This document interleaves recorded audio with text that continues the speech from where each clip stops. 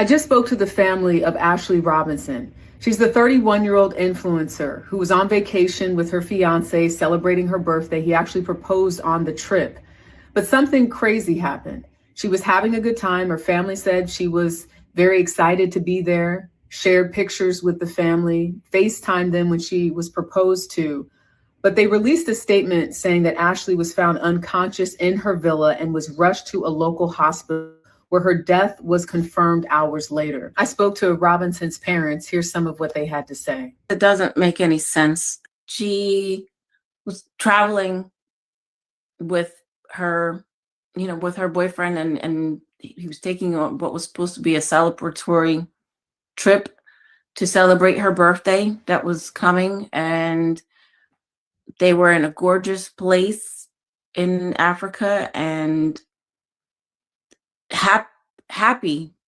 Everything that we knew was that she was supposed to be happy and she was engaged. She celebrated her birthday thereafter, and then she's just gone. We're confused about how that could change so drastically. What can you tell us in terms of how you found out, and have you spoken to her fiance? I was initially contacted by him to let me know that something had occurred, and that she was in the hospital, but it was very limited communication and not with a lot of detail.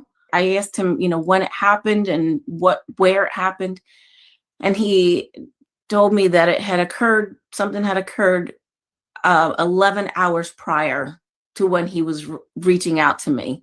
We found out that our daughter had passed from the hotel. The fiance did not reach out to us at all. Do you believe that Joe McCann had something to do with your daughter's death? We don't have, it's under investigation, and we don't know what went on. It's under investigation, and like we said, we just want transparency. Just let us know. I want to make sure that everybody is fully aware that she was a light. She was a light. She was a beautiful person, and this doesn't align with who she is. Understandably, the family really didn't want to talk about Joe McCann, the man who proposed to their daughter. When you go online, you can see he's the CEO of Asymmetric, which is a venture capital company that invests in crypto companies. But the point is, the family wants answers. They don't understand why they haven't been able to reach Joe. They don't understand why he wasn't more forthcoming about what exactly happened to their daughter. And it's why they said they're speaking out. Next steps for them, they said, is trying to get to Zanzibar so they can get to the bottom of what happened. I just spoke to the family. First and foremost, my condolences to the family, to the friends, and to the world who knew her personally. Terrible situation. Nobody deserves that. The reason why we are here is because I want to give two different perspectives and address a couple of things that I've noticed on this story. Now, I don't know any of the details as far as the investigation. Obviously, they're going to be looking at the husband as a prime suspect, of course. Why wouldn't you? But I want to address a few things. One, where they said that it was alleged to be suicide, right? Now, a lot of people don't believe it, especially the ones that are closest to him. Over the last year or two, I've covered at least 8 different stories where Black men have been unalived, hung, and they all blamed it on suicide. Then guess who was always attached to those headlines? White people.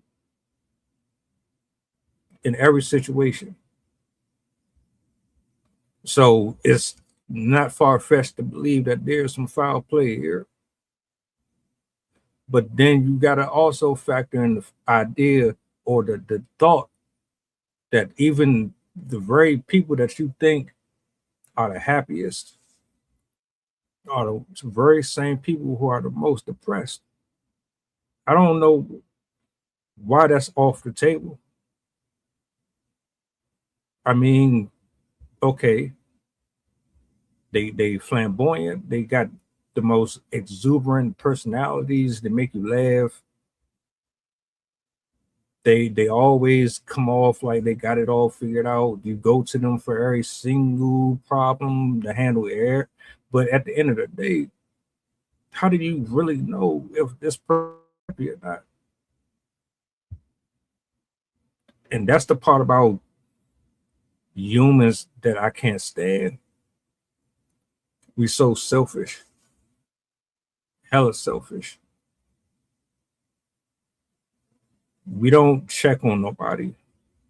We don't ask how they doing. None of that. But you always got your hand out. It's always give. Give me content. Say something to make me smile. Entertain me. Dance. I need something. Can you take me here? But like when it comes to pouring back into the other person, ain't nobody ever to be found. You always disappear. Not ever really truly knowing if this person is moving the way that you always thought they were or not.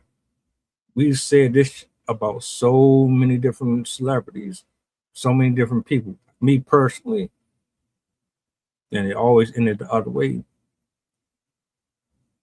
So I'm just thinking, can we at least be neutral about this situation instead of going off of the deep end and automatically assuming rich white man kills black woman because he's a rich white man, or just because she's a white man in general that he's guilty.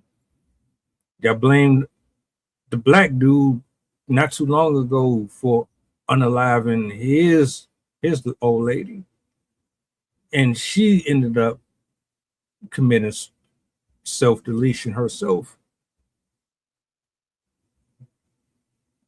It happens.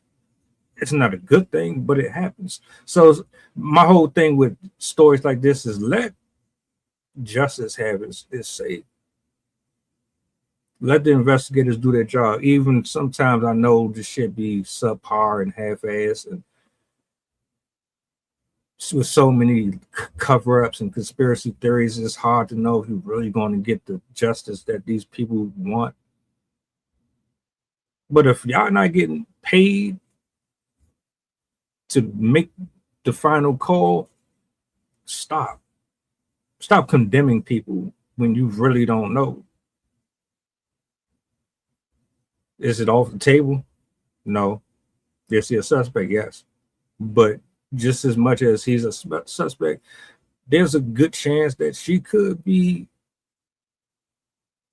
one of those people. If she's not, then I hope and pray that he goes to jail behind it. Last thing I want to address, the content creators who are basically saying, well, shit, she always was talking down on black men, so fuck. She always had something negative to say about us, so we disown her. She got what she asked for. She deserved it. What? What is wrong with y'all? She could, and any woman out here, let me say this for the record, you could have whatever preferences you want. Yeah, a lot of y'all points of views on dating outside of the culture is ignorant. You can date whoever you want. People kill in every ethnicity. It doesn't matter if you are black, white, or yellow. Y'all be saying some stupid shit up here. But to be saying, oh, well, she should have dated a black man, it would have been better. Or if a woman say, oh, he should have stayed with black women, it would have been better. Shut up. Y'all act like y'all brand new to this. We kill each other all the time on both sides. Why y'all keep saying stupid stuff like that? Why did she deserve to lose her life? If the man is guilty, why did she deserve to lose her life because she chose to deal with somebody outside of her culture? It would have been just as wrong if she would have died at the hands of a black man or a Mexican. What do you sound? You sound silly. Do I agree with her views? No, not really. I didn't even know who she was until now. But her message was poison to me. A lot of women think like that. A lot of men think like that. We're not addressing the actual problem. It's not who you decide to be with. It's your lack of discernment. It's your lack of understanding and respect of other people's cultures. It's your lack of respect for other people's hearts and spirits and views on life and their walks. Y'all got it all the way twisted, but again, I hope and pray justice is served here, real justice, not this fluke crap that they be putting out here for the public. Nobody deserves that.